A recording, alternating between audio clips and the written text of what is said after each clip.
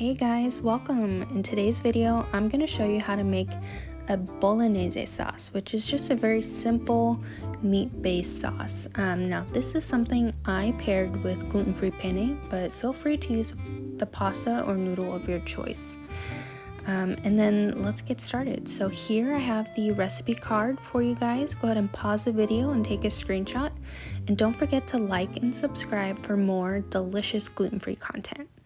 So let's start out with our base for our sauce. We're going to grab a 28-ounce can of the Gento San Marzano tomatoes.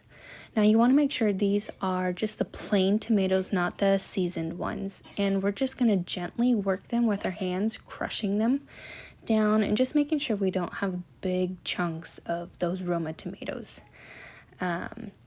Now, let's talk a little bit about the Bolognese sauce. This really is just a simple ragu, which means a meat-based sauce.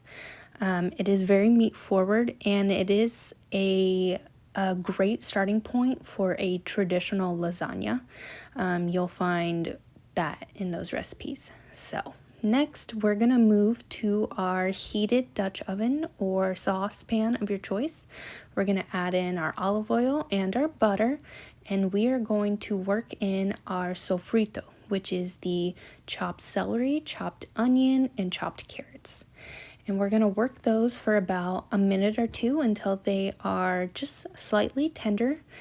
And then we're going to add in our salt and pepper because we always season in layers, because this adds just a deeper level of richness and flavor to our end dish.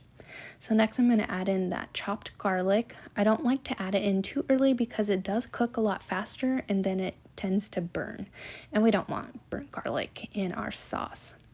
So once our sofrito is cooked down, we're going to set it aside in a bowl so that we can start with frying our bacon or pancetta.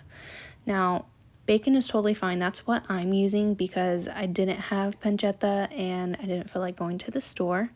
It's still going to give that smoky and briny flavor. So that is what we want.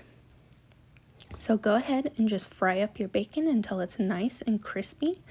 And then back in is gonna go the sofrito. So we're gonna mix together the chopped and crispy bacon and the sofrito all together. Just work that gently for another minute or two. And then we're gonna move to deglazing. Now, deglazing, what this does is essentially it just lifts all of the brown bits from the bottom of the pan. One, to make sure nothing burns, and two, to make sure that you get that depth of flavor in your sauce. And then we also, in the process of deglazing, want to cook out all of the alcohol from our white wine because we don't want to taste a strong alcohol flavor, but we do want the flavor that the wine gives. So we're going to do this until the sauce has reduced. You'll notice that it has reduced by about half, if not more. And at that point, you're going to add in your meat. So I have a pound of ground pork and a pound of ground beef. Now you can substitute for whichever you like. In traditional recipes, you will find a pound of each. Some like to use Italian sausage, but a true and simple, authentic Bolognese is going to have a pound of ground beef and a pound of ground pork. And then we're going to add in our nutmeg. If you can get your hands on fresh nutmeg, even better. Ground nutmeg will do the job just fine. And then again, some more salt and pepper because we're adding in meat and we don't want that to be bland. So we're going to mix all that well and then add in our hand crushed tomatoes that we prepared at the beginning. And then we're just going to give everything a really good stir. Make sure everything is well incorporated. And then we're going to add in our milk and our cream. Now, traditionally, cream is not found in a Bolognese sauce, but I find that it adds just another level of richness to the sauce. And I love that. So I went ahead and went with it. And we're gonna add in roughly a cup of Parmesan cheese, more or less, depending on your preference. And then if you have a rind from your Parmesan cheese, go ahead and throw that in there as well.